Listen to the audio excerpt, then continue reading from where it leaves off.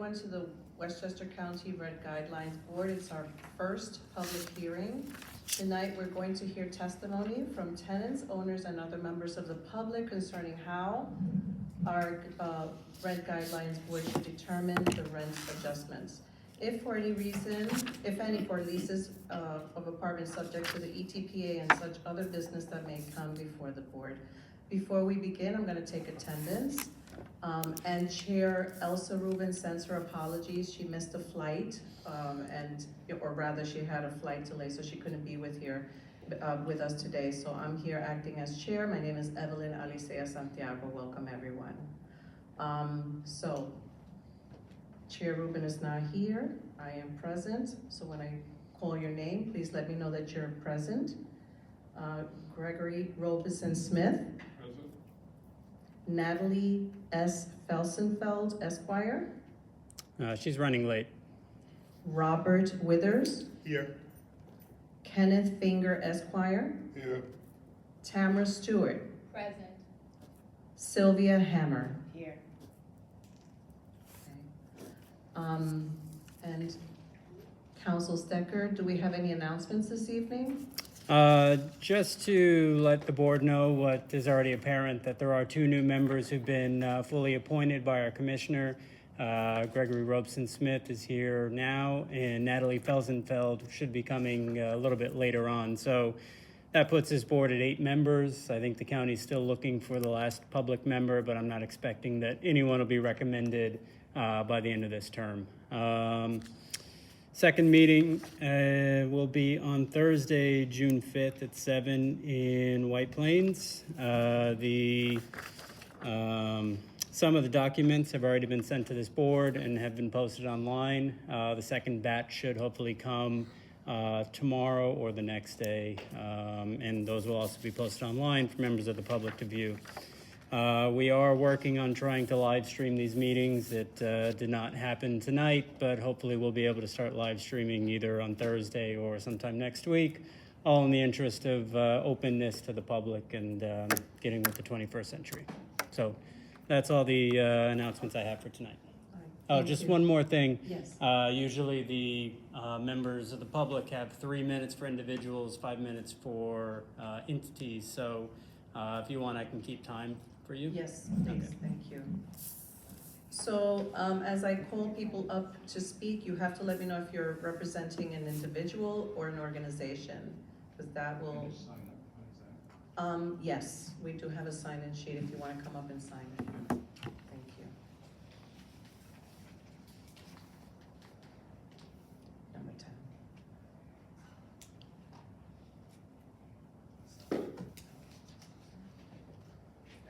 All right, I guess we'll start calling our first person. Alana, and excuse me if I'm killing your name, Ciuffetelli. Okay, I'm an ESL teacher, I know how to read names. Thank you. Are you representing an organization, or are you, okay, what's your affiliation? I'm the chair of the Apartment Owners Advisory Council and the Building and Realty Institute. Good evening, members of the Rent Guidelines Board. My name is Alana Ciuffetelli, and I'm the chair of the Apartment Owners Advisory Council. Like many of my fellow property owners, I come to you with a real concern because our industry is under attack. Tonight I want to talk about something simple, fairness. Not politics, not slogans, just fairness. And the growing imbalance that's threatening not only owners, but the very housing system this county depends on. Let's start with the claim we hear a lot at these hearings, that landlords are making absurd returns, 40% or more, we've been told. Sounds outrageous, right? Until you realize those numbers have 2 large major costs left out, mortgage interest and depreciation. No business, none, can ignore loan cost or long-term capital wear and tear, but somehow in housing we're expected to. This isn't Wall Street, it's Main Street, and buildings don't maintain themselves. Now I want to bring up something that really struck me. At a White Plains hearing, when speaking on good cause eviction, a public member of this board said, among other things, landlords are breaking up families. That's a strong accusation. And in the same breath, they voiced support for good cause eviction, a policy that guarantees a lease renewal and allows rent increases tied to CPI, plus 5 or 10%, whichever is lower. Well, now we all know that ETPA already has a guaranteed lease renewal. Well, right now, good cause eviction allows for a rent increase of about 8.79%. And yet we're being told we should accept much less than that. If this board sees good cause eviction as a fair standard, then why is that standard being applied across the board? Let's also not forget, buildings built after 2009 are exempt from good cause eviction in their entirety. So who carries the burden? Legacy owners. Again, how is that fair? And beyond fairness, there's a lack of transparency. From what I understand, HCR will release updated numbers this Thursday on how many apartments are rent stabilized. But no one is tracking how many are market rate. Well, we've done the math ourselves. Out of roughly 145,000 apartments in the county, about 120,000 are market rate. That means stabilized units are the minority. They're the most regulated, they're the most restricted, and in many cases, the most financially unstable. And here's the kicker. HCR has data on which buildings carry mortgages. But I'm hoping they release it this year. They wouldn't release it unless this board asked for it. So why are we being asked to defend our business decisions without a full picture? I can tell you what you'd find if you look. I've seen my own numbers. I can break out my stabilized to free market units. And the truth is, the stabilized side loses money. The only thing keeping the building afloat are the few deregulated units that we have left. That's not sustainable, and it's not just an owner problem, it's a housing problem. And I'd also like you to remember that the statute itself only regulates stabilized units. Pardon me, stabilized units. So you don't even have rights to the information that you're asking for. Finally, let's talk about a crisis that no one wants to mention. Since HSTPA has passed, foreclosures are up. Banks don't want these buildings back. They're even condemning them in certain cases. People say landlords are breaking up families. What happens when the building is boarded up and everyone is out in the street? That's not protection, it's displacement. So in closing, I ask this board, set aside the slogans, look at the facts. It isn't just about landlords, it's about preserving housing before it falls apart for good. And thank you for your time. Thank you. Next speaker is Donna Cosenza. We have no questions? Oh, I'm sorry. Questions? Yes, I have a question. I'm not going to use this. I think my voice is loud enough. You can hear me? Okay, great. Mr. Ciuffetelli, I'm particularly interested in the mortgage question, information that you gave us. Sure. If you don't mind me asking you, on the buildings that you own, whether or not you own them personally or you own them with partners, do you have debt on those properties? We do. Okay. On those mortgages, is the rate going to reset, or have they reset to market rates given the period of time that you may have originated the loan, or maybe the loan was at a lower rate? Yes, unfortunately they have, but for case in point, we have a building 31 Farrell Street in Yonkers, it's an 18 unit.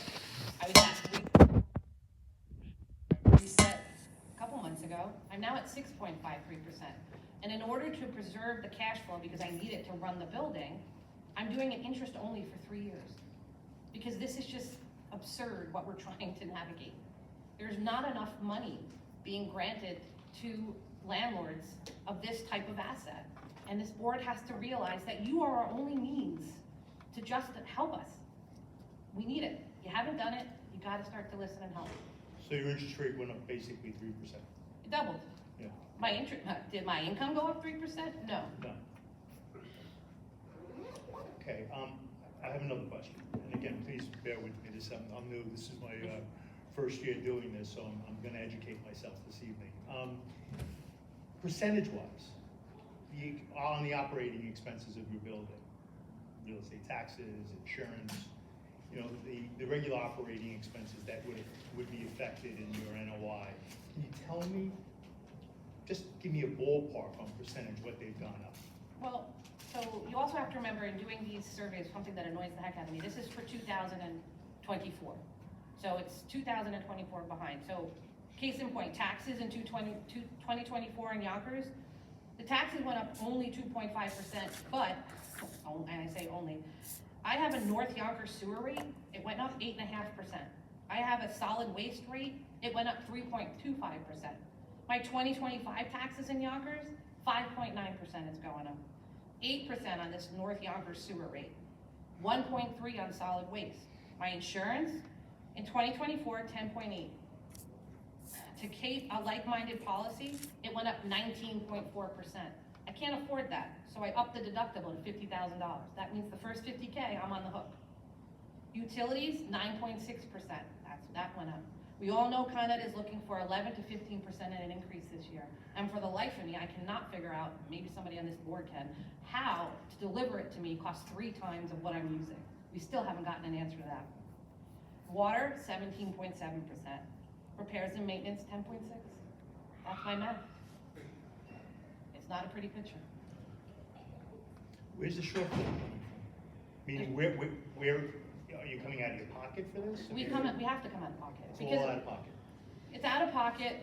No reserves, out of We pocket. do have, you have reserves, but you don't have reserves like, I mean, when your interest rates double, what kind of reserves do you have to carry that?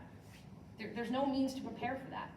And that's what this board has to realize. Just as tenants are in a mess with the scenario of where the world is, so are we. And we need some help. If you're not gonna give us grant money from the state, again, the only means for any type of common sense decision comes from this board. And I'm just asking you to look at the math, not the emotion behind it. Thank you, Ms. Ciuffetelli. Thank you. I have a question. Sure. So you mentioned the percentages that everything has risen, and initially you mentioned the mortgage doubled from 3% to 6%. So in terms of the income, what was the growth of income from? 2%. So it speaks to my father built these buildings. Many of the property owners in this room, this is not our only gig. We have to have other jobs to support that job.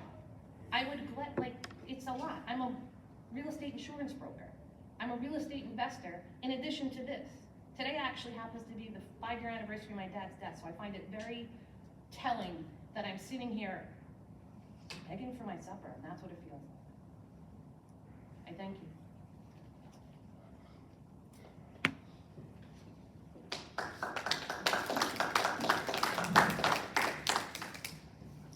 Our next speaker, Donna Cosenza. Do you represent an individual or an organization? I have a small apartment building. Oh, so you're an individual owner. Individual owner, yes. We own a small apartment building in Hastings-on-Hudson with 8 rental units, so like I said, small. We purchased it 41 years ago. This was gonna be our retirement income. Now, most of our tenants are respectable people who treat their space with care. They call us for small problems before they become big problems. They leave the apartment room clean, good condition when they move on. We have a good relationship. We even put new people in based on what they, recommendations. But there are also people who put up additional walls and doors without obtaining permission or approval, just so they can take in more people who are not on the lease. Tenants often use their security as their last month's rent, and there's really nothing we can do about that.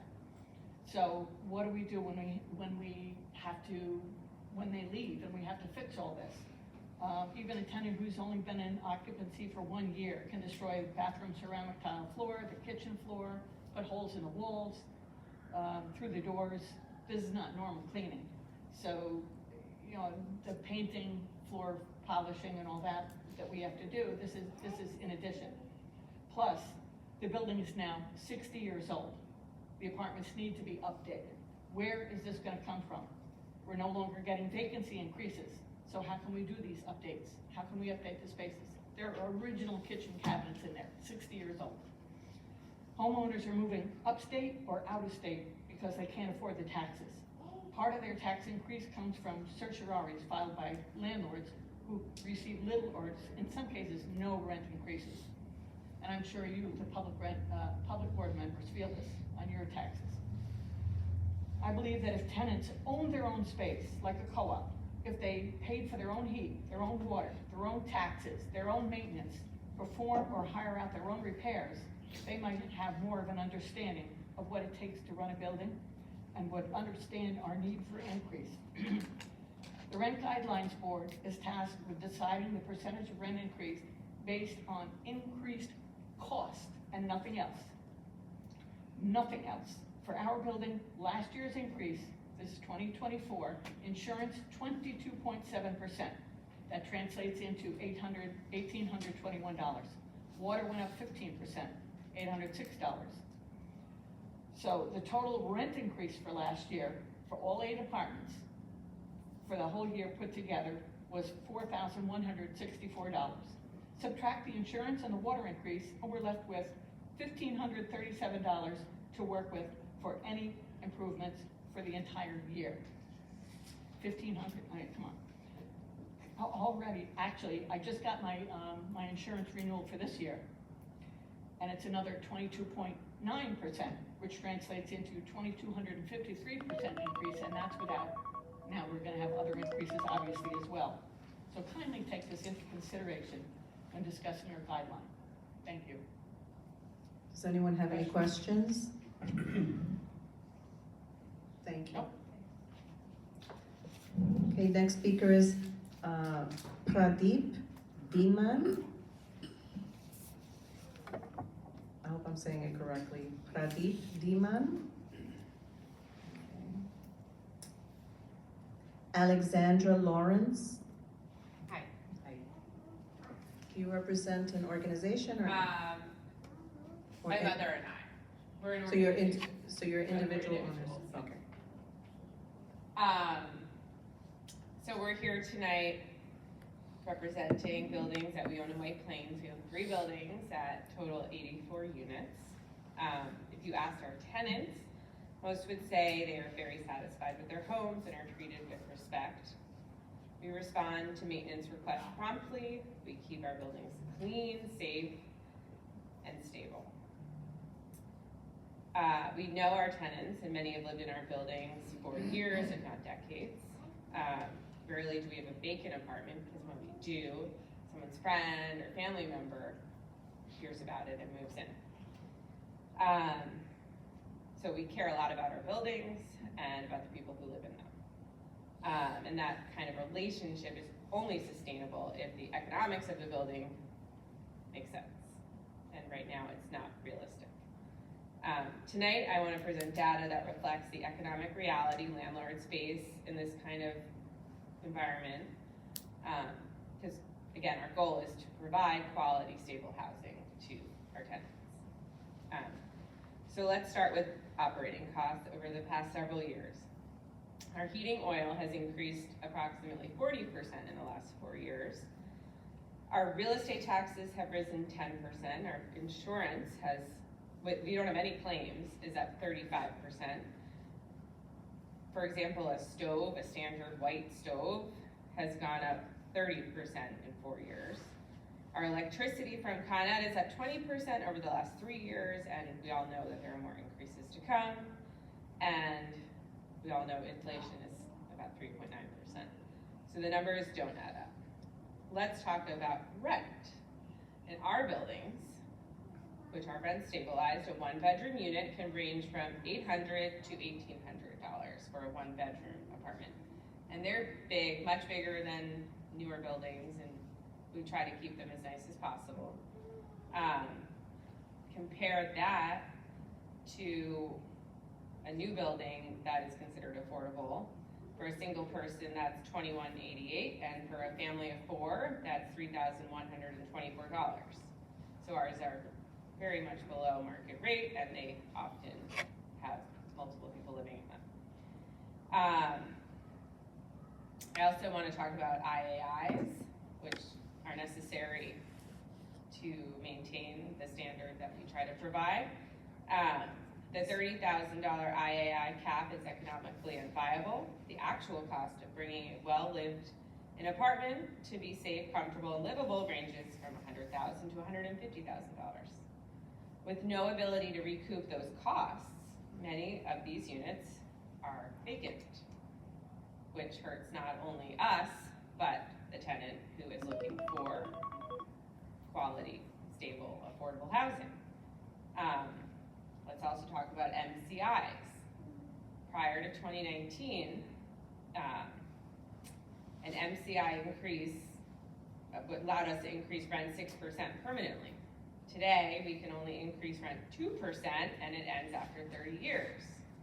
So it's impossible to replace the roof, the boiler, the electrical under these circumstances because it does not make sense business-wise to do so. Because we're a business as well, and we're not going to be a charity. And this is probably why there was the data I saw somewhere that NCI applications have plummeted 83% over the past 5 years. So this is creating a lose-lose situation for everyone. Families who need housing go without it, and housing providers are penalized for attempting to modernize units under a cap that doesn't reflect the real cost of construction. And everyone on the board, I think, has a responsibility to uphold balance. And that means ensuring that landlords can at least make a modest living to pay taxes, utilities, insurance, repairs, and offer quality housing to tenants that are clearly well below market rates of new construction. And that's all I can say. Does anyone on the board have questions? Yes. Thank you for your testimony, I appreciate it. Of all of your units, what percentage is rent stabilized? All 100%. 100%. So you don't have any market rate No. apartments subsidizing your Nothing. rent stabilized? 100%. Do you have debt on the building? Buildings? A little bit, A little bit, yes. okay. I'm gonna ask the same question. Is that debt resetting and with an interest rate anytime soon? No, it's not. Okay, so that's not an issue. Where's the shortfall coming from to do any work, if you can, on these buildings? Well, we can't. I mean, we just had to repoint the buildings. The roof is the whole. You can. Because I was involved in that. We repointed part of the building, which was like a quarter of the building, cost over $60,000 for 1/4 of, no, it was 1/16 of the building, just one section. That, we can't afford that. That came out of your personal savings? Yep. To do a roof, do you know, to do a driveway, do you know what it costs? Yes, I do. Why don't you tell everybody?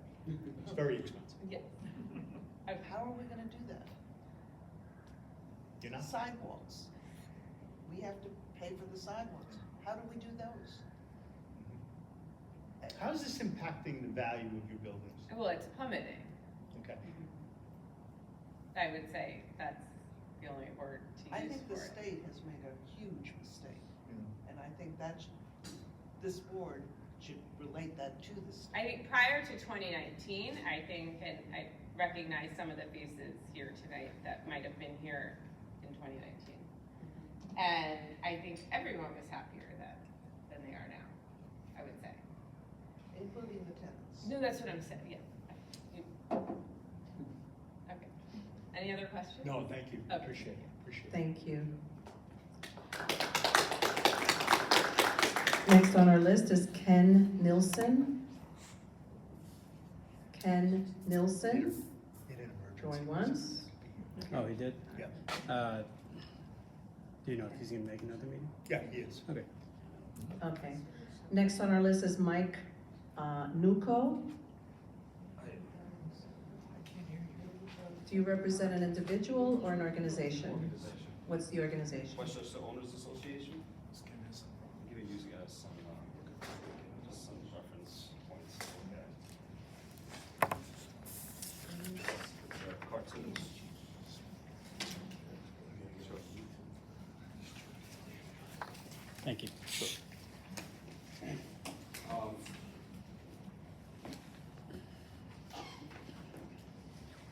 So a little bit about me. I also am a principal broker of a company called New Realty Advisors. I specialize in selling rent stabilized apartment buildings.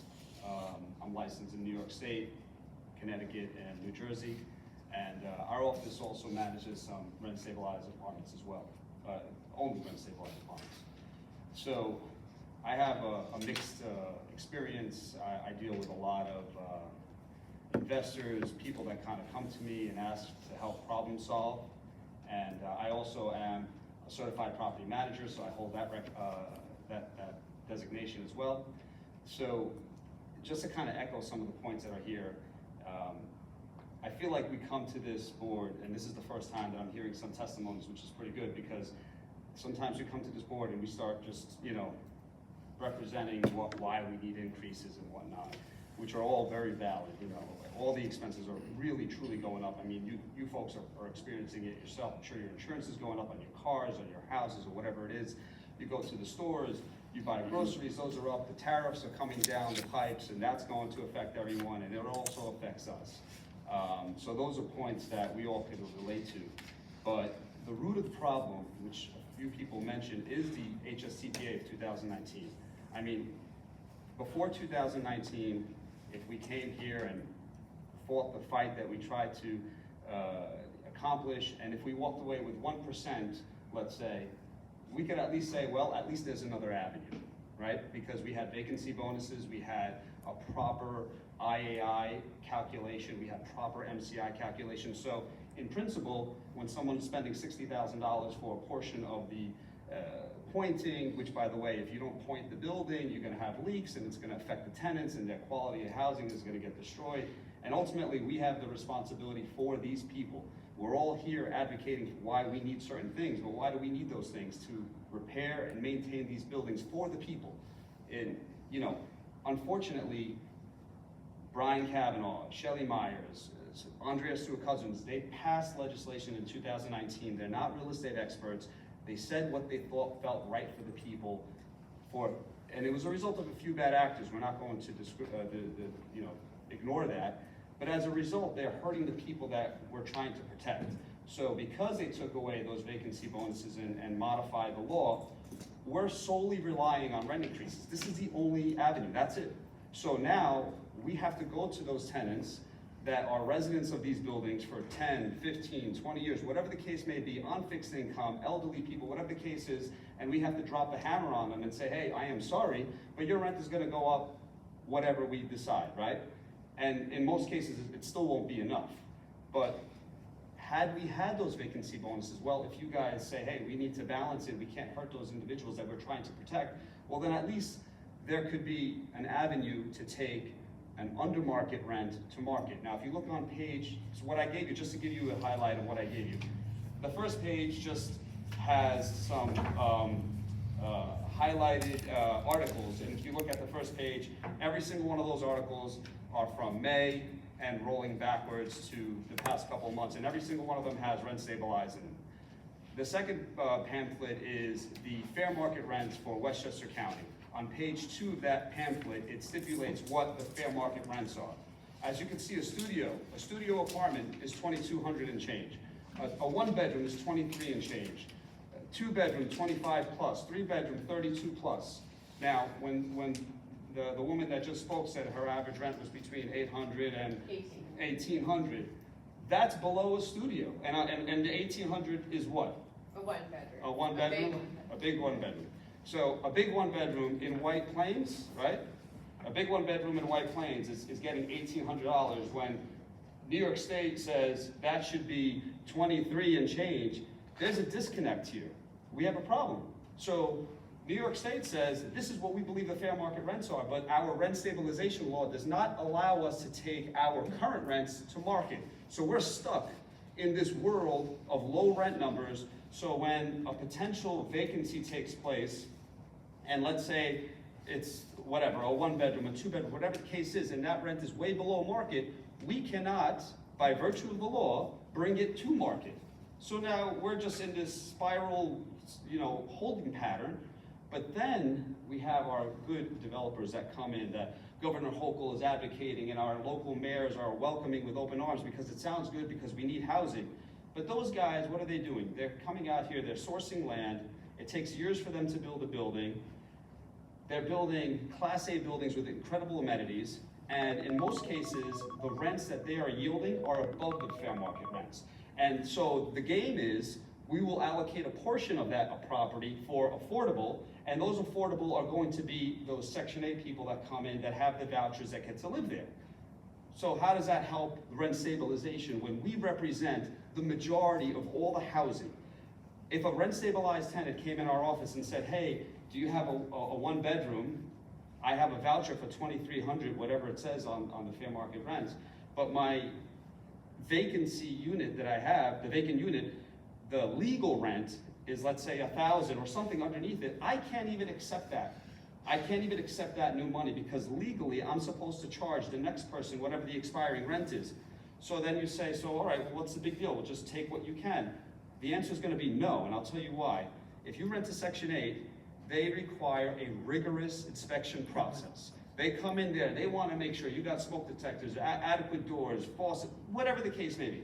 So if you're a property owner and you don't have the funds to make ends meet, why am I going to take Section 8 when I know that I have to keep fixing that, and if I can't afford to fix it and they come and they fail me, they're going to abate the rent. So I'm better off just renting it to some Joe Schmo and hoping that they pay the rent, because there's no guarantee that they will, and with the hopes that I'm not going to be sitting in housing court with everybody else that's in this packed housing court that's there daily. Thank you, Mr. Nukho.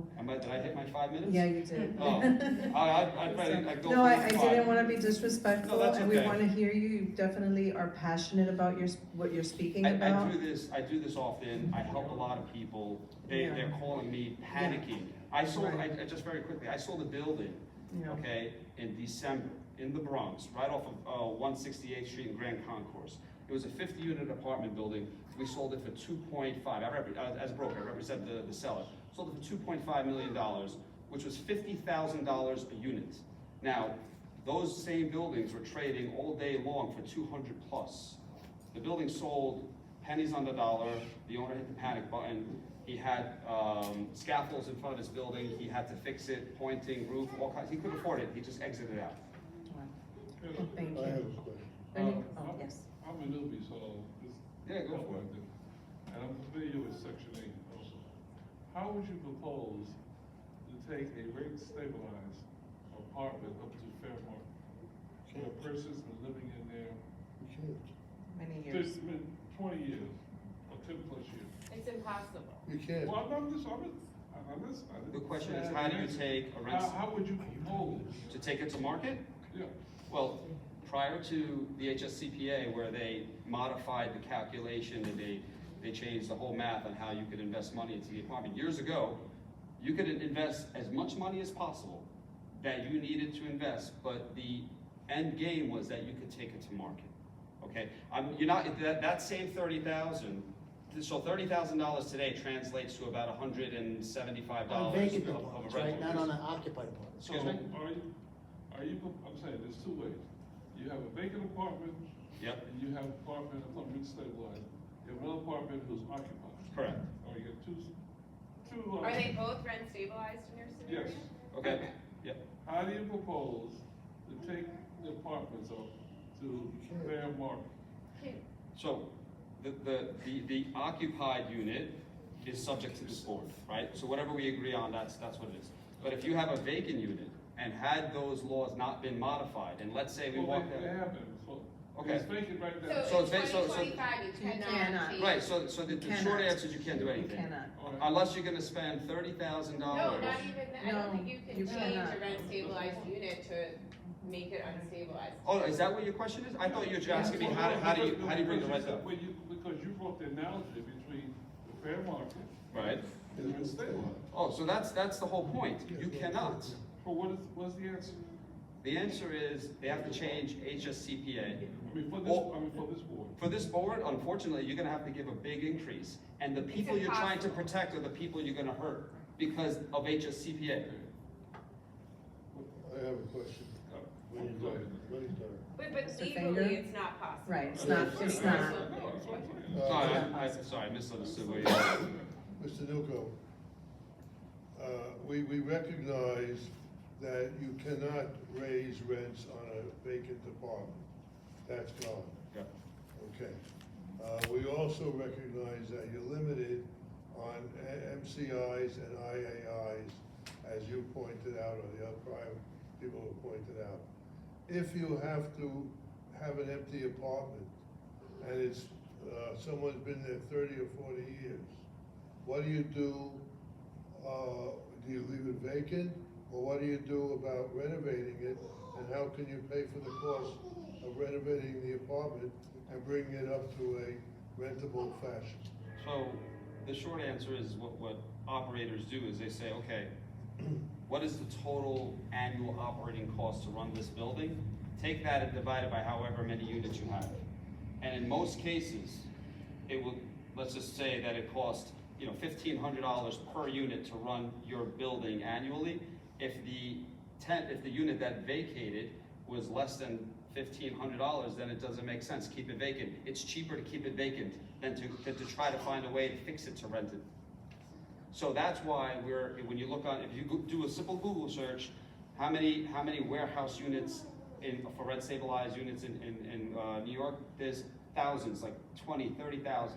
I had a meeting with Andrea Stewart Cousins annually from prior to the HSCPA being passed up until recent, and we talked about this, and she thought that she solved the problem by modifying the IAIs. And I told her last year, I said, Madam, if a year from now we still have a ton of warehouse units, will you revisit this? And she said yes. I had a scheduled meeting with her in April, and she canceled the meeting. Okay, and this is real. So the problem is that you have warehouse units, we have rent stabilized units ready to go. You don't have to build a building, you don't have to put a shovel to the ground. We could just modify the law and put them in circulation and help these people out. Mr. Nukho, I have a question in regards to that transaction that you just completed, and you sold that building, and it was at an incredible discount. I mean, it was Yeah. discounted what, 75%? Yes, Okay. exactly. Is that usually a good thing for the tenants? No, I mean, you know, I mean, I know it's not a good thing for the landlord it's, and no, the it's owner, not. but is it a good thing, or the bank that had debt on it, if that's the case? But what about the tenants? It's bad because leading up to that panic sale, you know, there had to be a period of distress where you're robbing Peter to pay Paul, and you're trying to figure out how to make ends meet. You know, you don't just sell something for 75 cents on the dollar. You know, all of us have, for the most part, have cars. You could take a brand new car, drive it off the lot. It's a depreciating asset. In time, you have to do oil change of brakes, change of tires. It depreciates. These properties are a depreciating asset. Aside from paying for your tax, water, electric, gas, fuel, the basic common fundamentals that you have to pay to run a building, you have to fix the building. If you don't fix it, it will deteriorate. So when all these problems are being presented, you know, there's so many other facets to this issue where, you know, you have tenants that may not be necessarily paying, so you have that problem, and then you have repair issues. And who's paying the price? It's the people that we're trying to protect.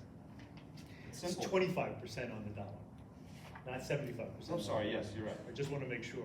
And also, that is going to be reflective in the comparables that these buildings are now going to be going out tomorrow. Right. I mean, I work with So it'll lenders. set a pattern. Yep, I work with lenders all the time, and they are not lending the way they used to. So aside from the problems of going from 3% interest and now you're faced with 6%, they're not valuing the properties anymore the way they used to, because when prior to the HSCPA, we keep going back to this because that's the root of the problem. Prior to HSCPA, there was avenues to create value to the property. So if you bought a property years ago, prior to HSCPA, for let's say $1 million, there was a good pathway that it would be worth $2 million at some point in the future. Now, if you buy a building today, it's a negative asset. It's going to go down, so nobody's touching them. I used to sell tons of buildings in our office. It's been radio silence. People calling me constantly, panicking, asking about questions, but nobody could sell because nobody wants to buy. I have a question. Go ahead. Just a comment, Securities and Exchange Commission is looking at the events. We have a sign-in sheet for people to address the board, so if you want to speak, I'm more than happy to, okay, all right, thank you. So my question is, you've already addressed the issues with the HSTPA, Right, and we don't have any power I understand with that. I understand that. But what would you then, at what percentage would you request for landlords? Honestly, whatever I say, I know is not gonna get passed, and whatever I say will still not be enough. But personally, based on what I see, I would think a minimum of 7% for a 1 year, and at least 11% for 2. And that may not even do the trick. And again, we collectively, I talk about HSV because we need to have a voice. We should all work together, everybody in this room, and go after our government officials and tell them that what you did didn't work. It's okay. You tried it the same way you passed what you thought would be better. Now we got to do something to go backwards. Are you saying 11% on top of the 7%? 7% for a 1-year renewal is what I'm proposing, and 11% for a 2-year. Yes, Tamara. The, Do you have your microphone? I hear her. Okay. the distressed building that you mentioned. Yes. Did it have violations on it? Ironically, not too many, but it did have violations. It was a building that was operated by a family for about 30 years. But they were going down a slippery slope because they decided, they found like cracks in the foundation. They had a ton of issues with the roof that they had to address. And it was a 50-unit building. There was no elevator. It was a walk-up. And, you know, it's the environment that we're in right now. The writing is on the wall. Like, if you look at some of the headlines that I sent, I mean, you can look at it on your own time, but some of the most major real estate companies, I don't know if you heard of Related, they developed a ton of properties in New York. They were managing about 30,000, and I know this, I used to work for Deloitte prior to this, to my current position, and I was an auditor, and that was my client. Related Management at the time was managing over 30,000 rent-stabilized buildings, apartments in New York. And they actually have one over here on the corner of Riverdale by the ShopRite, okay? And the headlines is that they're unloading constantly at like 2,000 units at a clip. They're just selling off. And it's very troubling when Stephen Ross, who's the CEO of that company, who also owns the Miami Dolphins, who's building a ton of real estate in Miami and in Florida, he's just getting out of New York because New York, there's no path. And you know, it blows my mind because somebody like him, he's so powerful, he's a billionaire, you think he could pick up the phone and call Hochul and say, hey, what are you guys doing? Let's fix this. He can't, so he's selling at a loss. And some of those headlines, it's just the tip of the iceberg. I just wanted to show you, like, every month there's something there and the headlines are rent stabilization is a problem. Just on his point, I think as a board, I think everyone would benefit if you all got together and figured out a number that would please everyone, because it's easy to say no rent increase, but then what happens? I think finding a number that both sides could do something with would create more progress if the current legislation stays the same. Thank you. You're welcome. Our next speaker is Maria Villamia. Do you represent an organization? Oh, I remember you. Yeah. Individual, right? The Building and Realty Institute Oh, actually yeah, gave right, me okay. a scholarship, kind of, where they funded my membership. But you don't represent them in this discussion. I guess not. I Okay. guess I represent myself, but All right. I'm associated with them. Can you spell your last name? Villamia. So many of the board members have already heard my family history and how we came to own the building, but I know there's some new board members. I'm gonna repeat the story just so that you understand, because my situation is a little bit different from others.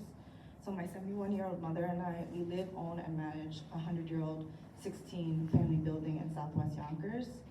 I'm here to discuss the situation facing the small landlord real estate industry, which is under attack. I'm not a giant corporation. I don't have outside investors. My mom relies on this property as our home and business. We live in the building, and we reinvest most of what we earn back into the building and local economy, hiring a lot of minority-owned laborers, businesses, electricians, roofers, you know, all of the people that help maintain a building. But me and my mother are the super, we're the painters, the landscapers, the property manager group, because we cannot afford to hire full-time staff. My mother has no money saved for retirement because our income from the building is so low compared to our expenses. We inherited the property from my father, who was a super in the Bronx after moving here from Cuba to escape communism and poverty. And he bought the building from the landlord that he worked for through a mortgage given to him by him, because this was when the Bronx was burning and tenants weren't paying rent and landlords were trying to get rid of their failing businesses, which we're trying to prevent our building from becoming one of those failing businesses. The only reason we were able to recover the building is because my dad My uncle and my cousin were carpenters and they helped rehab the building. I work full-time as a PA at Montefiore Hospital in the Bronx. And I also work overtime, and on my days off, I work at the building. I invest all of my leftover income into the building because we're not able to collect enough rent to renovate. And I'm also not saving money for retirement. I'm taking the risk and hoping that things will change and that my investment in the building will work out.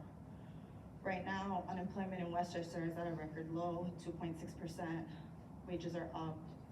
But inflation, like everyone keeps mentioning, is high, and the increases that we get just cover inflation, essentially, like the increase in our expenses every year. Not enough for me to renovate an apartment when someone damages it, when someone has been living there for over 20 years. So that's why I'm using my own money. Like everyone keeps saying, we don't have anywhere else to go. Your increase is the only increase that I can get. I can't get funding from banks. Rent stabilized properties are considered too high risk.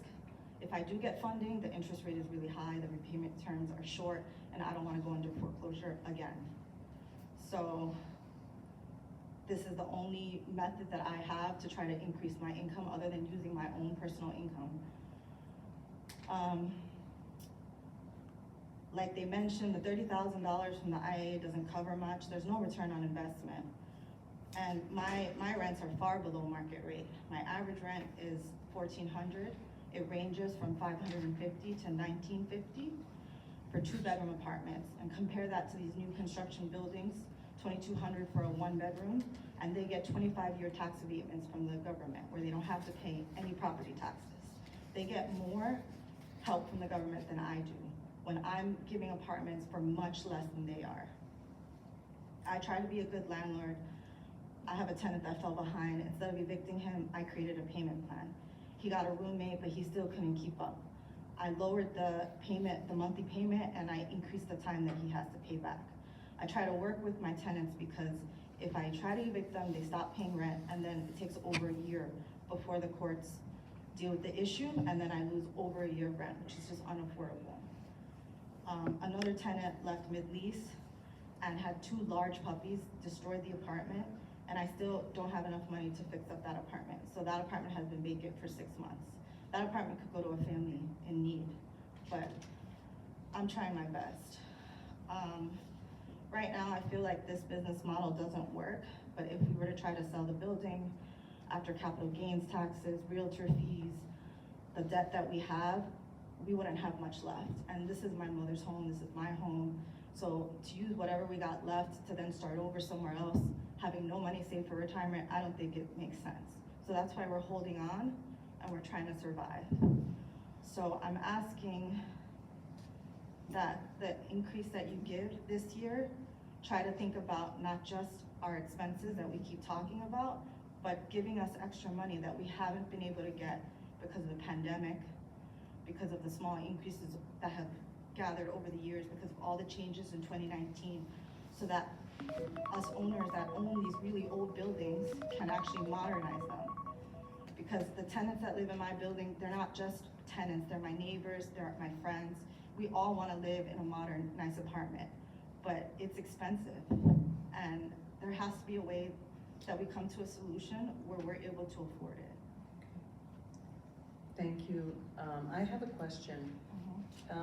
So you mentioned that the BRI gave you a grant? Not a grant. It's like a membership. They have an expensive membership fee. So it's not that they gave you money, you paid them? You pay to be part of the organization, and they have resources that help you.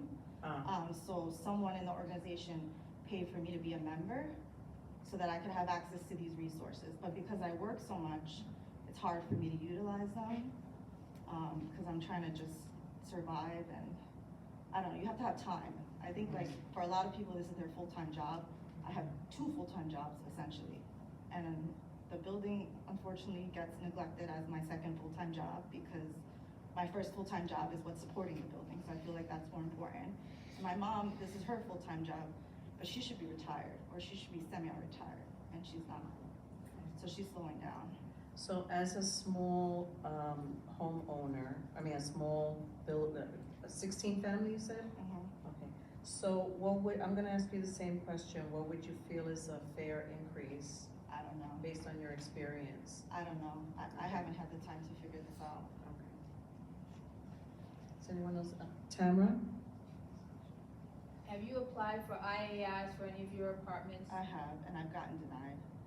And I don't do it anymore because it's so time consuming and I keep reapplying with whatever they ask me for. And then I keep getting denied. And so it's just not worth my time anymore. So that's why I'd rather just use my own money because it's less stress. And the stress from the building affects my mental health. So every time I get denied, every time I put so much effort into trying to do things the right way, it makes me not want to keep going. So I just stopped.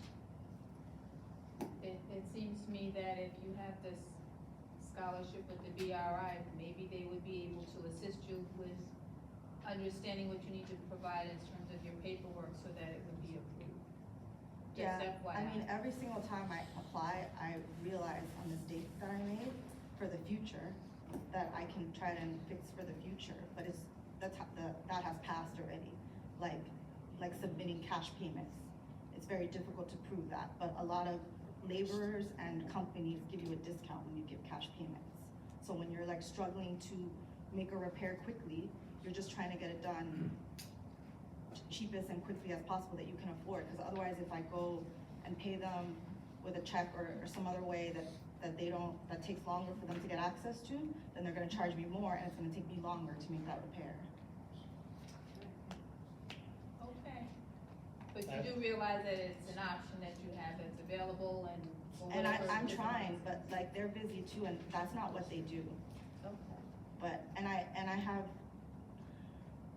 I'm working 40 hours a week plus an extra 24 hours, plus time at the building. So then and I also wanna have my own personal time. So like all these extra things just adds on more time that makes it difficult to manage. And when I've been denied so many times in the past, sometimes I just feel like it's not worth my time. Especially since the IAI increase is $30,000 and it costs me way more than $30,000 to renovate an apartment that someone has lived in for like 30 years. Well, it's up to 50,000 if you are talking about some of the longer term units. So there is some variation there. Just FYI. Thank you. I have a question. First of all, that's quite a story, and congratulations on keeping and holding on to the building this long. You guys are doing a great job. I'm sure your expenses have all gone up, you know, like all the rest of these landlords in this room tonight. Along with not being able to collect rent enough to be able to afford the operations of the building, you've had to now take those increases on the chin. That's come from your own personal savings. And it's also the improvements, or let's put it, not even improvements, but the work that you needed to do on the building has come from your own personal savings. Okay? And that's impacted your ability to be able to retire, your mom being able to retire. And obviously I can see it's a very emotional matter for you. If the board approves a reasonable rent adjustment this year, how would that help you continue to provide stable, quality housing to your tenants while securing the financial sustainability for not only the building but yourself? It would allow me to fix up the apartments faster and get people in them quicker. And also just help me get better quality tenants. Because, I mean, the difficulty is when you don't have a nice apartment, you don't get good quality people, and then it's pointless to rent to them. You end up spending so much on lawyers, it affects your mental health, going to court all the time, fighting. So I think just, it would be better for everyone. My current tenants who are good, the new tenants that I get who could be better, and just less stress on us so that we could hire more help. And then I could actually like apply for these things because I have more people helping me, and I could spend my time doing something that only I can do, as opposed to like cleaning or painting or whatever else I'm doing that I could hire someone else to do. Thank you. Good luck. Thank you.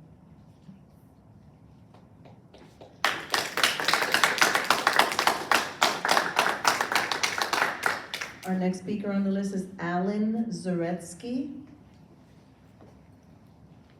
Can you put landlords or individual? The AOAC in Atlanta. AOA.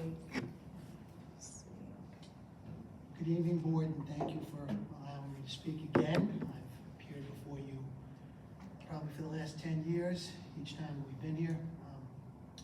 And I commend you. You have a very difficult job to do, especially because you are the ones holding the hot potato at the end of the game. New York State has declared war on the real estate industry. My colleagues and associates have talked about the laws that have been passed. You didn't pass them. You can't change them. You can talk about it and help to that. But you are the ones that, at the end of the day, are the only hope that we have to pick up some of these costs. Not all, some of these costs that keep incurring. My costs, I'm probably one of the bigger landlords in Yonkers. Okay, I have 5 buildings, 4 of which are in Yonkers. I'm a good landlord. I know all my tenants by name. I have over 900 of them. I know them by name. When they call my offices, they get a person. After hours, they get a person. If we continue down the path that we're doing, you're not going to see many of these people that are longer. You're going to see corporations who don't care, or they're going to be government-owned. And those are the 2 worst landlords that you have. The people that you're hurting are the people that you're trying to protect. The ETPA buildings, or rent-stabilized buildings, are the ones that are the oldest and need the most help. Yet they're the ones that are being controlled the most and limited the most. That's a problem. That's a big problem. Again, not your doing, but the laws keep passing and making it harder to comply with, to conduct with, to abide by. You've got, we mentioned Section 8. On top of the costs that are involved in that, each Section 8 agency has their own protocol, and most of them are in contradiction to the ETPA protocol, and so you can't balance it out. They insist upon only 1-year leases. The ETPA says we have to offer 2-year leases. They limit Section 8 tenants to 1-year leases. They insist upon their own lease, which, because of their paperwork and their regulations, often cannot coincide with the ETPA lease. And we're in a quandary of which law do we abide by? The Yonkers court system is a mess. It creates more problems because you have tenants that are allowed to abuse the system, and there are landlords that abuse the system too. But you have tenants that are allowed to abuse the system, that there's so much money lost that could be gone back into these buildings. The laws change. You force the outlawing of number 2 oil and number 4 oil, and where possible, force people to gas. Large investments to do that. The costs of that. Now Con Ed, who is one of the most poorly run companies I have ever seen in my life, they just come and they ask for double-digit increases and they get them. And as was said before, the cost to bring the gas or electric to the building has tripled. And there's no rhyme or reason for it. They just, I have one building in White Plains. I converted the building. Con Edison messed up. They billed me wrong. They were billing me, it was a 162-unit building. They're billing me like it's a 1-family home. I emailed them, I called them, I sent them certified mail. Nothing. 4 years go by. I know a bill's coming. They sent me a bill for $1 million. And they put my credit out there, making my credit bad. The law says they're only allowed to go back 2 years when it's their mistake. They don't tell you that. They just give you the big bill and fight with you. And after 2 years of fighting with them and saying, I want to know how you calculated it, et cetera, we finally settled it at a reasonable number. Now, I knew it was coming. I've been in this business a long time, so I put aside what I guesstimated it to be, And then, once we did that, I still had to go out of pocket to make up the difference. Plus, those numbers are the numbers that are given to you to help you figure out what a fair increase is. And I can't document the number because Con Ed is giving me fallacious figures. It's just it's a catch-22 all around. And unfortunately, you guys are the last ones holding the hot potato. There's no place else for us to go. And if you don't pass a reasonable increase, not exorbitant, a reasonable increase based on the facts and the numbers, you're not gonna see most of these people here. They're gonna sell or be forced to sell or walk away. And that doesn't help their tenants, it doesn't help anybody else. Thank you. I have a question. Yes, ma'am. So you mentioned that the Section 8 protocols, they contradict the HSTPA protocols. Could you give me an example of that? The ETPA, absolutely. ETPA, we have to send out notices no more than 90 days, no less than 60 days in advance, and the tenant has up to 30 days to comply. If we don't comply, we can't get the increase. If the tenant doesn't comply, it's okay, they can get it retroactive. The Section 8, not all of them, but most of them are now insisting upon 60 days prior to the lease expiring, having the lease signed by the tenant so that they can do their paperwork timely and issue the tenant letter that says what the tenant portion is and what the landlord's portion is. I can't do that. The ETPA law says the tenants have, once they get it, they can do it at the last minute, actually. And so they're not giving us our increases. They're then turning around and saying, okay, well, we'll give it to you, but we're gonna start it 3 months after that, after the tenant gives us a notice. That's not in line with the tenant lease, that's the ETPA lease. So it's just impossible to do. That's one good example. Any other questions? Yeah, if you were to, I'm just asking landlords, basically, if you were to ask for an increase, what would it be? Every year, you guys ask me that, and every year I respectfully give my comments. And I try to be reasonable on them. That doesn't work. I'm gonna respectfully decline to offer it, okay? And again, I thank you all. I know it's hard, but you are the last line that we can come to. If you guys don't do the right thing, you're gonna lose everything. Yes, sir. Mr. Zaretsky, I'm gonna ask you the same question I asked a couple of the other landlords. On a percentage basis across the board, what has your operating expenses increased this year? Main categories, real estate taxes, insurance, utilities.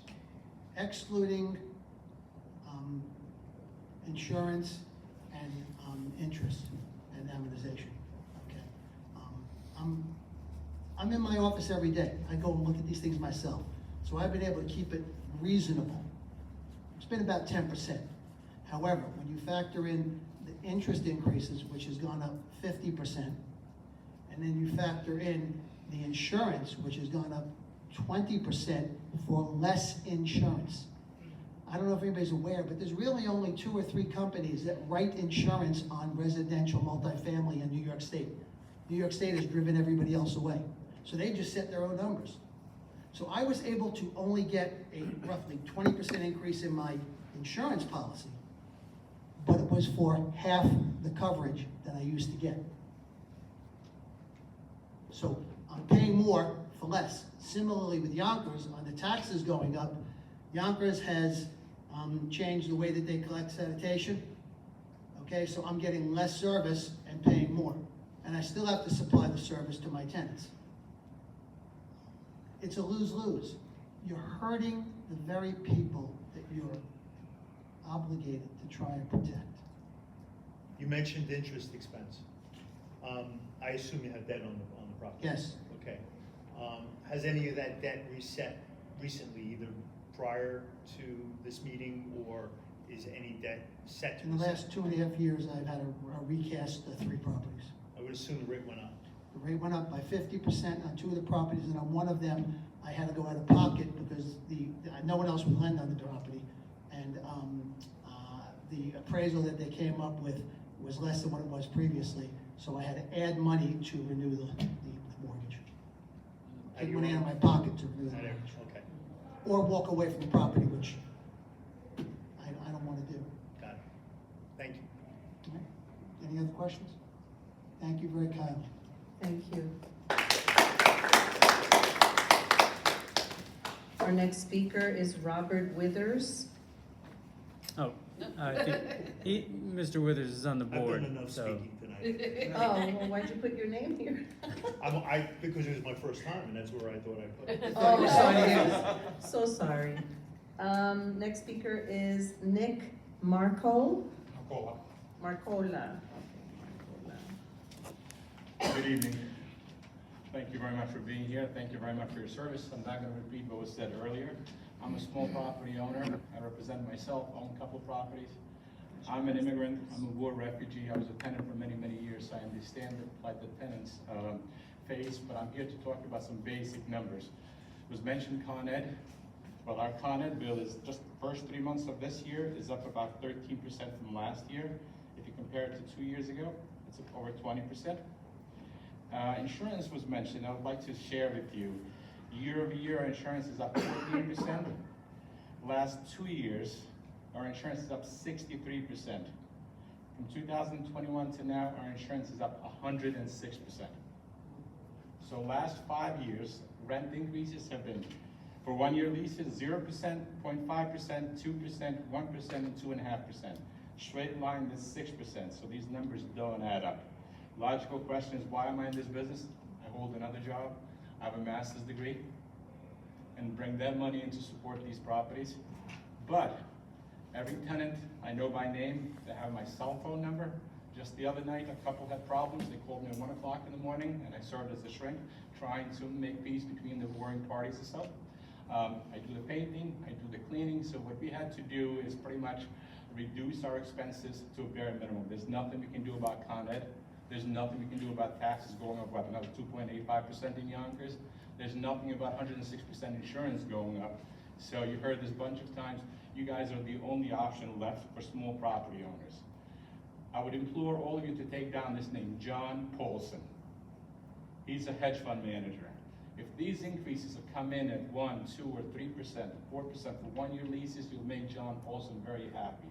At some point down the road, he'll buy a lot of these properties, have a management company in the Philippines or somewhere offshore where tenants are not going to have an ability to speak to one of the property owners, call someone at 1 o'clock in the morning and deal with the problem, but they'll get an automated message for paint job, option 1 for this, option 2 for that, option 3. I'm sure you guys have to deal with your banks. You know how happy it is to deal with someone offshore. But we're trying to protect the tenants.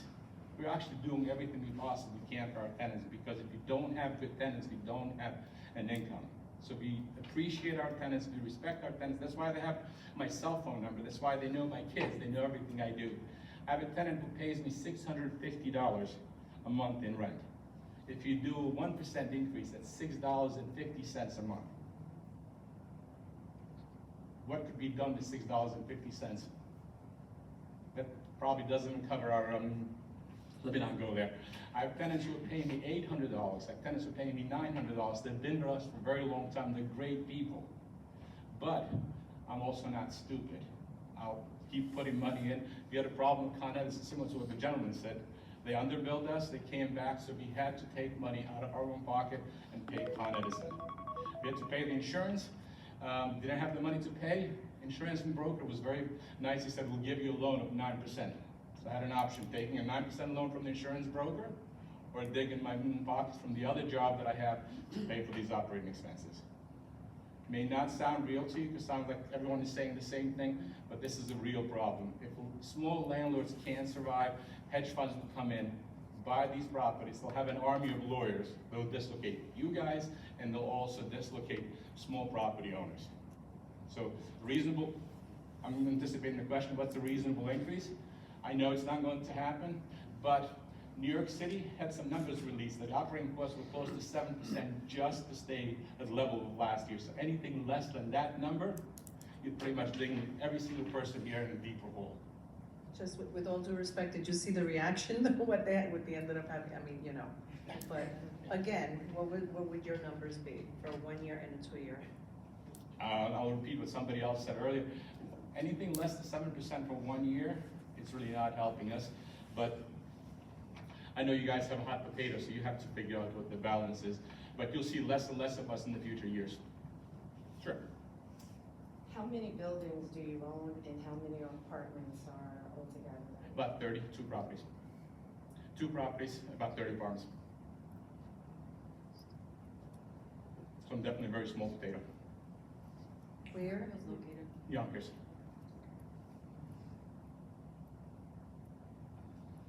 Any other questions?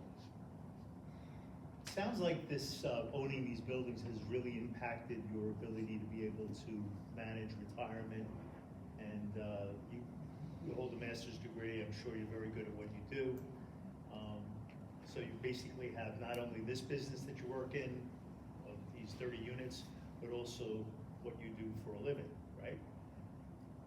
How is owning these 2 buildings impacting that living and your personal life, if you don't mind me asking? I know I it's absolutely sort of appreciate the question. I escaped the Civil War and I survived about 3 hours. And I was a tenant for many, many years. I've got great relationship with my tenants. I love them all. Most of them are great people. They've had some deadbeats. That's a different story. So to me, I'm also providing a service to them.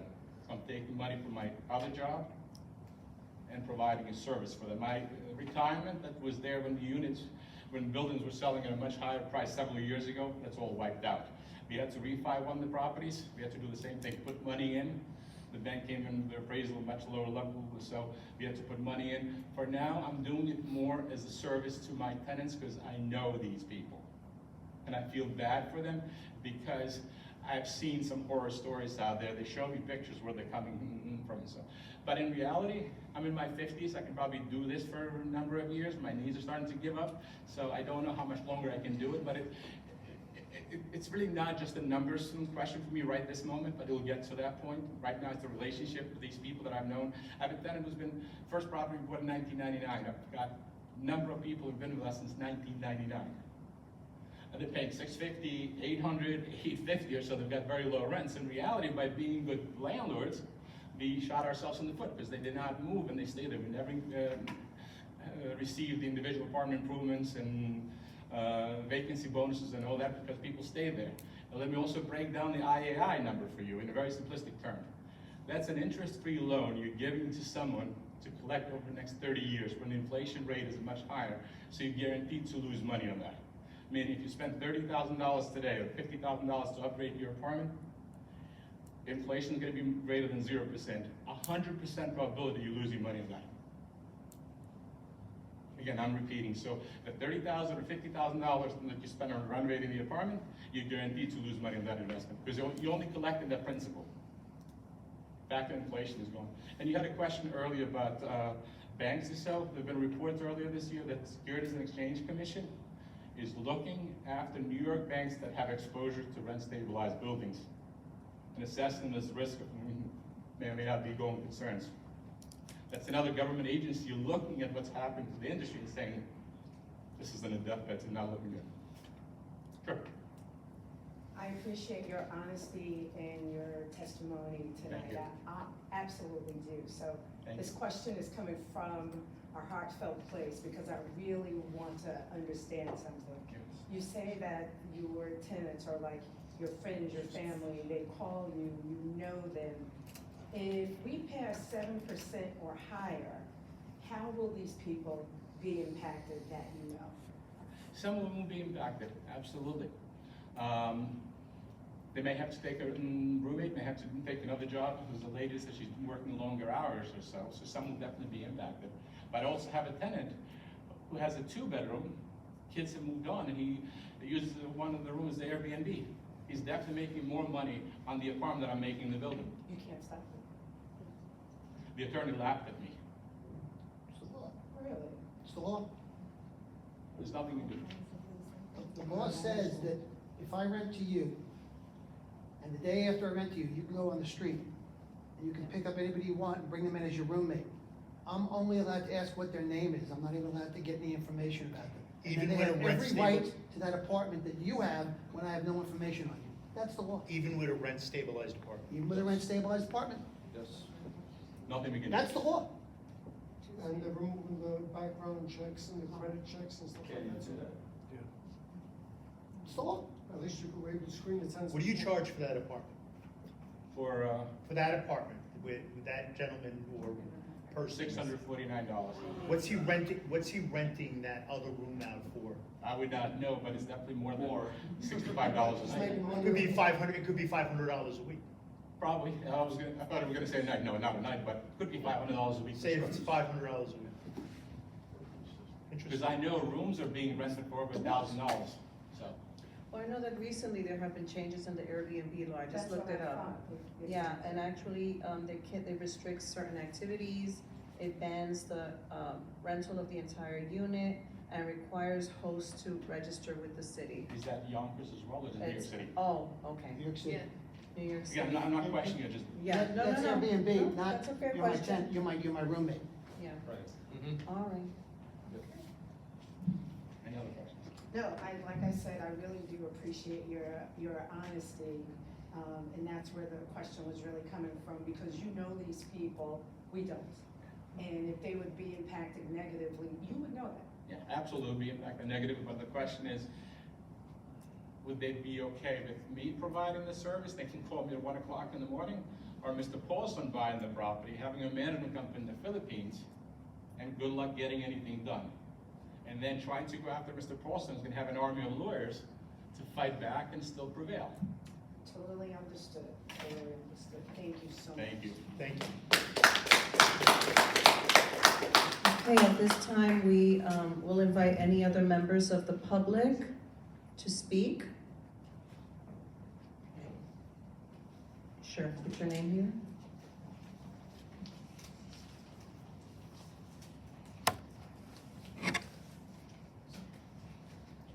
Do you represent yourself as an individual or as an organization?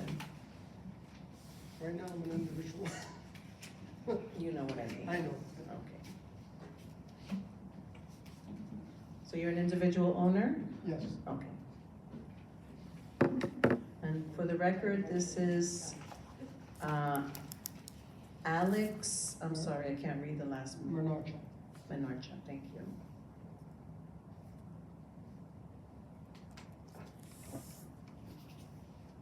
Can you spell the last name, please? Mrnacaj.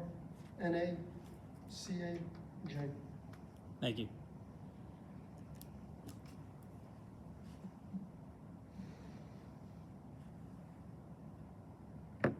Is that? Yes. Okay. I'm not gonna reiterate everything everybody says, it's just gonna bore you.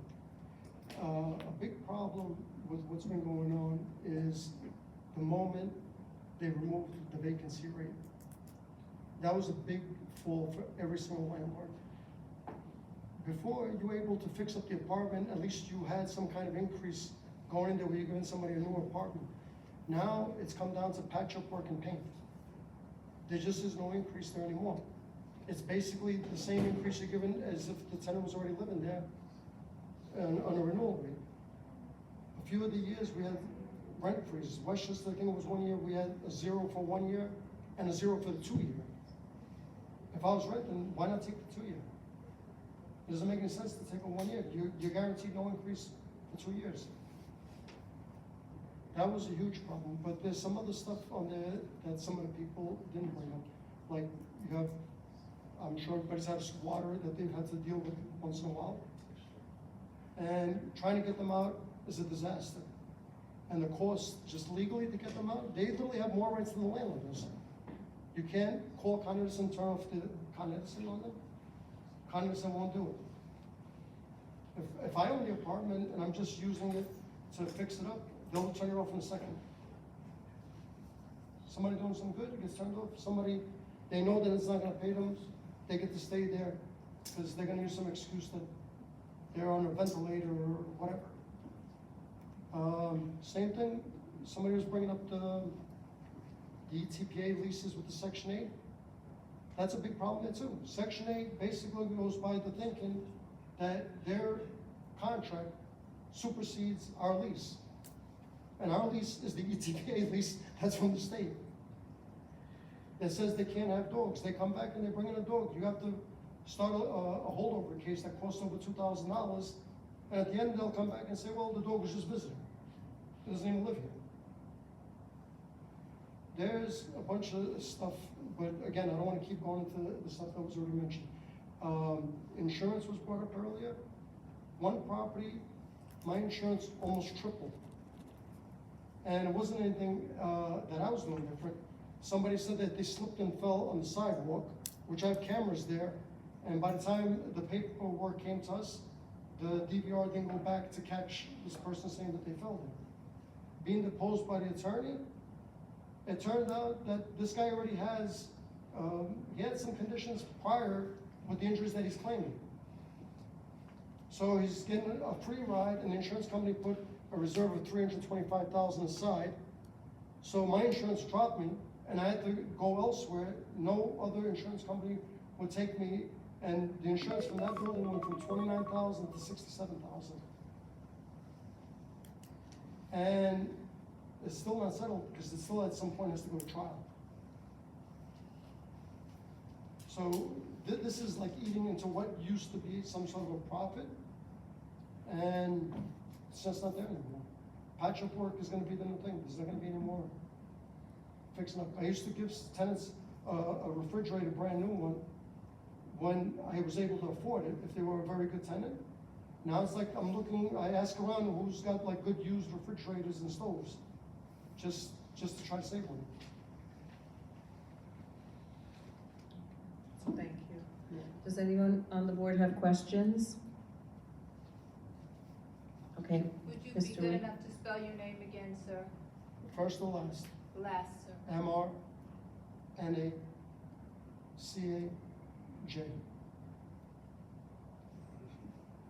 Mrnacaj. Oh, very good. Mrnacaj? Yes. Got it? Okay. And you said how many buildings, sir? How many units? 4. Four buildings? Yes. How many total units? 56. Thank you. Thank you. Location? Bronx, Mount Vernon, and Yonkers.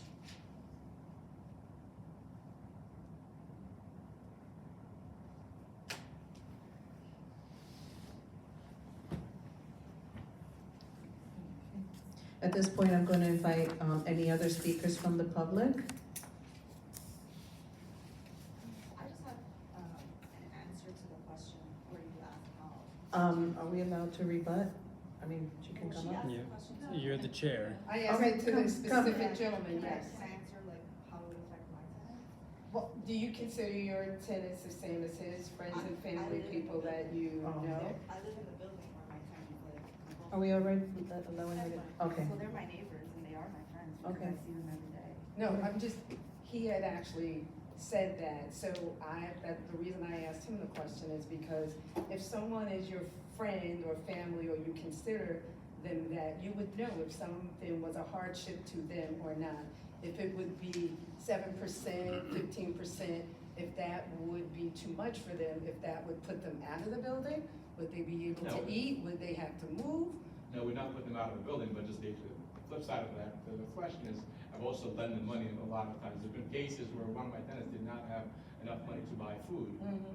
And I can show you thank you notes and stuff, and it did not cost me a whole lot just to be nice and use the phone and send them a little bit of money and lend them money. Did a number of times, and now created a friend for the rest of my life. Right, so that's why I asked him, he just seemed so open. But yes, you can feel free to answer the question.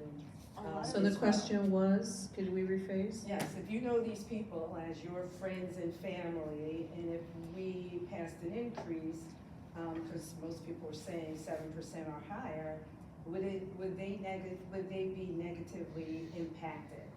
No, because the ones that have stayed there long-term that are good tenants have increased their income significantly over the years, but they've lived there for so long that their rent has stayed very low, and they stay there that long because if they were to move out, they would end up with a lot less disposable income. So for example, One of my mom's friends from the temple just moved here from Thailand with her 2 teenage daughters years ago, over 20 years ago. Daughters went to college. One of them got an MBA. She's got a great job working for Pepsi. She still lives there with her mother because she has so much money left over. She gets to drive a Mercedes-Benz, go on 5-star vacations. She could afford to pay more, and she's offered to pay me more, but I legally cannot charge her more. I have another tenant who inherited the apartment from a parent who retired and moved to DR. He's a pharmacist. Him as well, he lives a great lifestyle because his rent is $850. And he's staying there, even though he could live in a much more modern apartment because he saves so much. But he could definitely afford an increase. So I could understand. So out of everybody there, you think everybody can afford one and that it would not be a hardship? Yes. Or is it just these few people? No, out of everyone there, because all the people that had hardship, unfortunately, no longer live there. But And also, do you do income checks as well? No, I mean, when they first move in, yes, but after that, what's the point? Well, like, You can't. I Well, can't. the only reason I'm asking is because what you're saying that they've had increases in their salaries. They're my et cetera, friends, et so I cetera. know, we talk about wait, can I things. say something? Just Wait, to wait, go wait, back but on wait, what you hold said on, I'm earlier. sorry, but, you know, there is a protocol. Sorry. I know we've left it a little open, but, you know, we do have to Can I follow just touch on what protocol. she said earlier in her first? Well, she asked a question, do you Okay, mind if sorry. she responds to that? So you're gonna get up and talk now too? No, I just wanted to ask, do I need to get up to ask? I can. It was really No, what I'm you just- said earlier, which I think touches on what you asked, which is what we do as well. The good tenants that can't afford their rent, we often put on a payment plan, which if there was a rent increase and there was a tenant who couldn't afford the increase, they would go on a payment plan, which is what you said in your first, whatever you want to call it. And that's just what I wanted to point out. Thank you. Oh, wait, 2 questions. Tamara, I think that you had your hand in. Yeah, I Right. was saying, it appears that you may have, because of your work as a PA and so forth, you may not have all the prowess to manage the building, the paperwork. You know, when you pay, if you're paying cash, they should have a receipt. There's a lot of I little have a things. receipt and I submitted, but they wanna see that the money was taken from a bank account. So, Well, but it's like, okay, have you considered that, taking one of your partners, for example, and let that person be the super who can do the work? I've done that, Is and then they did not fix up the apartment as they promised. And they tried to get me to switch the apartment with a super that was being fired from another building, and then that landlord tried to bully me into putting that super in there and replacing that person. So I realized from the beginning, this person moved in with that intention, because that landlord probably had a super that sucked, but he couldn't evict him. And so he brought back this super that he had hired before from Puerto Rico. The super moved into my apartment telling me that he was gonna work as a maintenance person for this other landlord, and then promised me all these repairs that he was gonna make. So I chose him over other tenants that I had, like all the other potential tenants that I had. He didn't make those repairs, and then he went on to bully me until I just kept asking him to leave, kept asking him to leave, refused to allow this other super to come from this other landlord. And eventually he left, but he didn't do what he promised, and I let him move in and I gave him a discount. So I don't do that anymore. Now, if anyone's gonna do any work, I'm gonna pay them, because I can't trust that they're gonna keep their word. They're incentivized by the payment. Ms. Stewart? I just, wanted to check my recollection because if I recall correctly, when you first came and spoke to us, you said that there were a number of years where you had not, even though the rent increases had been passed, you had not been passing them on necessarily to your tenants? No, yeah, I have not. That's why, like, the lowest is 550. Because that tenant no longer lives there because that apartment got condemned. But, I mean, when those tenants are far behind in their rent and they're on a payment plan, how am I gonna increase it when they can't even pay what they're paying? So I have 2 apartments that are condemned for that reason. Because then that tenant saw that I was renovating another apartment wanted their kitchen and their bathroom renovated. I can't afford that on $550. I tried to make a deal with them where they pay a portion of the renovation. They didn't want to do that, and the tenant had a mentally ill son who decided to take a hammer and break all the tile in the bathroom and flood it, and to try to like bully me into fixing it, and then ended up just having the bathroom sagging. So the inspector came and condemned it. And that apartment is just sitting vacant because I don't have the money to fix it. And that apartment got condemned along with the apartment below it. The people below it had to move out because their ceiling flooded constantly. But that, am I accurate in saying, and this is again based on a recall from, I think, when you came last year, that there were years when, even though guideline increases may have been passed, you did not choose to pass those on to your tenants? No, but because I wasn't living in New York at that time, Okay. I was in college. Okay, I just wanted to, because Yeah. first of all, I mean, I really do listen to what people say, and I remember that, and because I realize that your rents are really low, even by rent stabilized standards. And that's the reason And I want why. people to understand That's the reason why. that part of the reason is because even when this board passed increases, she didn't necessarily pass them on to her tenants, and that's part of why her rents are as low as they are right now. But like they said, like a 3% increase on $550 is not much. So even if I had over the years, it still would be low. And part of the reason it's hard for us to do that is because we're short-staffed. So we're not doing everything properly because we're just trying to survive. So with more money, I could hire a property manager, I could hire more help to actually do things the right way and get the maximum out of the apartments and fix them up as fast as possible. So I just have a comment. So Sure. thank you, again, Yes. appreciate your honesty because you don't really have to be that honest and disclose that in front of everybody. So I really do appreciate it. And your comment about providing people with a way to pay their rents was very helpful because hearing that makes me feel a little bit better. I would just hope everyone would be as generous as you and you, allowing people an opportunity to have a payment plan. Because that would be important to some people versus, food. Right. Pampers. Our intent in having these meetings is not to villainize Exactly. landlords. A conversation. It's a conversation, it's a decision, a very difficult, often very difficult decision for the public members. And we want to hear all sides.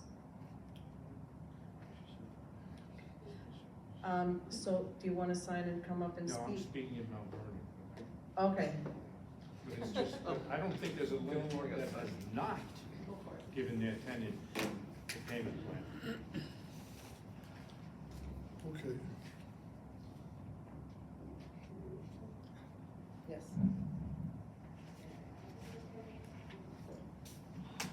and thank you for also humanizing the situation for us, because these are very human stories you're giving us. So our next speaker is George, Nukho? Yes. Okay.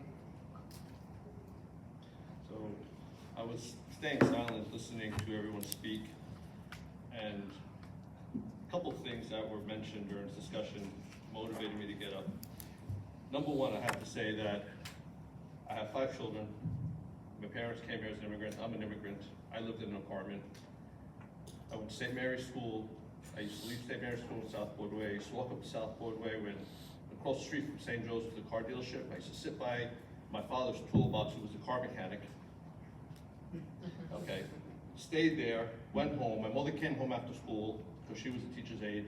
We had dinner together, and the next day, repeat. Nothing was given to us. We learned values through hard work, through respect, through discipline, and we carry those values to our family, to our children.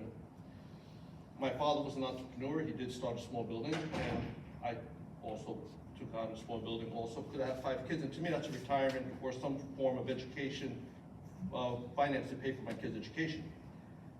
We're proud landlords. We like our tenants. We don't dislike our tenants. When we go into a building, we know what the rents are. We know how many units there are. We know where the building is located. Nothing is a surprise. When we take over a building, we're not saying, okay, we got this building, how am I going to evict these people? No, absolutely not. As a matter of fact, some of the tenants that I have, my kids eat clothes, instead of throwing them away, I bring them to the people and I'm like, this is good clothes, my wife washed them, she folded them, enjoy them for your kids. And these people, I'll call them right now. They thank me. And you know what? Because it's the right thing to do. We respect our tenants. We don't look to evict people. We don't look to displace people. We're not monsters. However, I gotta say that we've been accused of displacing families, which that's not a fair statement. Not a fair statement. We don't displace families. Other people displace families. Other people, the people that sell the weed, that sell the drugs, that commit these crimes, that we're powerless against the court. Because when we go to court, order to show cause, order to show cause, order to show cause. We're powerless against the people. The bail reform was revisited at least twice. The rent laws have never been revisited, have not been revisited. The system is broken. It's not your fault, okay? It's not. But in all fairness, there are people on this board that have voted zero year after year after year after year. Zero, okay? You know who they are. And I'm not trying to call people out, but what I'm saying to you is that you let the situation, or let me rephrase that, because I'm not here to say that or come at you negatively.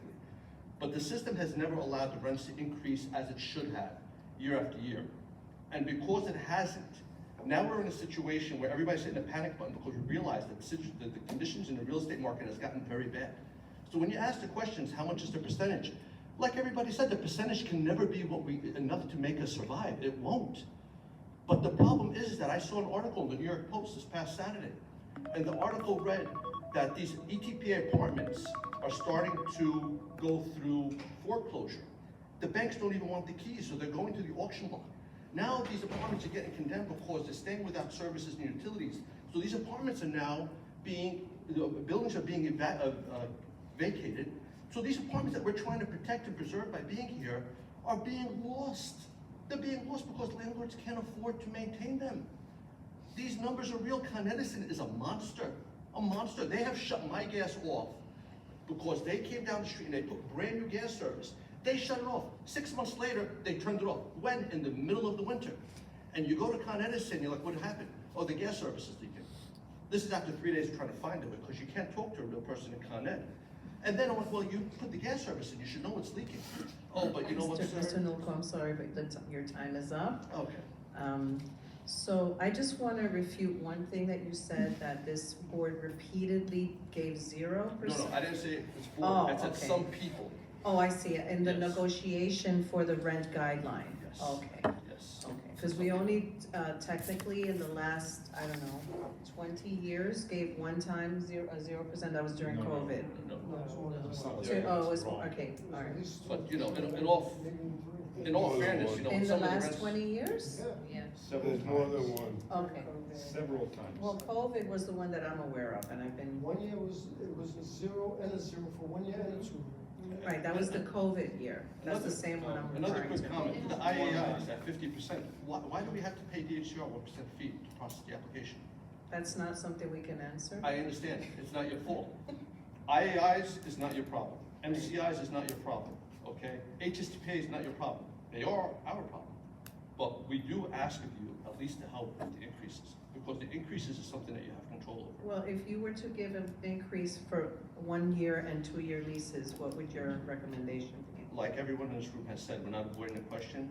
We are so far behind negatively that even if we did get 8% on a 1 year and 12% on a 2 year, we're still so far behind our insurance, our Con Edison. We're all paying Con Edison. You guys pay Con Ed. You saw what your bills did this year. You know, I mean, and I have to tell people, you know, Mr. Santiago, I'm sorry, I'm only giving you 68 degrees, but Mr. Nukho, it's freezing here, we're cold, touch my hands. My job isn't to heat your hands, my job is to heat the air in this apartment. If you're on blood thinners, if you're older, if you're thin, I'm sorry, but I can't afford, because insurance doesn't want to give me a break. The loss runs, I got 0 loss runs, 0. My insurance went up 25%. You would agree that there has to be an increase. It Yes. may not be, if you got a $500 rent and you're trying to get at 7%, that's not very much, but you gotta start somewhere, is that correct? Yes, sir. You know, so the other part that we cannot control, relies on the people who Got 10 sit here minutes and left. vote, and, talk with those who do have that opportunity to make a difference, to change. Nothing we can do about that. No, not at all, but we're here to all express our concerns and to process it and take it for its face value. But I gotta say, as a property owner, we have less resources, we have less consideration for aid than an individual that could go to apply for a subsidy. You know, we don't get that consideration because we're stereotyped, rich, bad landlord. I'm here, I'm not home with my 5 kids, helping them with their homework or sitting with them or having dinner with my family. I'm here because I'm concerned enough about our livelihood. All people who get subsidy are not bad people. No, sir, they're lovely people. That didn't come out of my mouth. Okay. That didn't come out of my mouth. Okay, I What I'm, apologize. no. What I'm saying to you is that we, as property owners, cannot go and get some type of assistance or free, money or any type of subsidy. We can't because we're a property owner. An individual could show hardship, they could qualify for a Section 8. I mean, majority of my tenants are subsidized tenants, they're wonderful people. But you have to admit, in the environment that we are right now, even those people are gonna have a hardship this year. So it's, it makes our job even more difficult, as we'll hear from the tenant Yeah, side as well. and I agree, but sometimes people don't like to be told what they don't want to hear. But at the end of the day, we have to tell people that there has to be an increase. Because our job is to give them a nice clean building. Our job is to give them a safe building. Our job is to give them services. When all of this dust settles, where the anger of, oh my God, the increase, when they come home and the building is heated and it smells like pine sol and the garbage is clean and everything, people appreciate it. They appreciate it. No one wants to be told they have to pay more. I don't want to be told that I have to pay more. I don't. But at the end of the day, I have to. Well, thank you so much. Thank you. Thank you.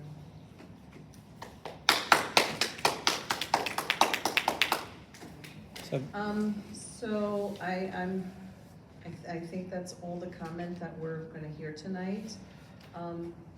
Is the next meeting a public meeting? It is a public Mr. meeting. Stecker? The room is a little bit tight, but it is a public meeting. Okay.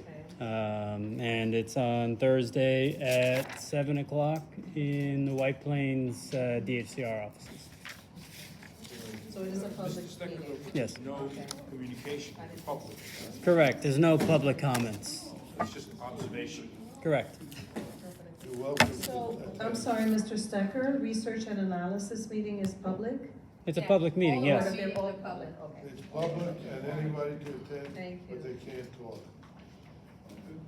Yeah, so, we're, at that meeting, we really need to refrain from making public comments. I will. No, you should come. No, you should come, I just said you can't talk. We can't recognize you to speak. This is the time to speak. All right.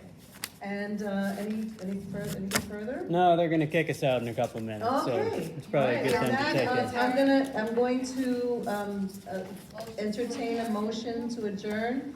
Second. Ms. Stewart is, that's the motion. Anybody second? Second. Okay, Mr. Finger seconded. All in favor? Aye. Thank you very much.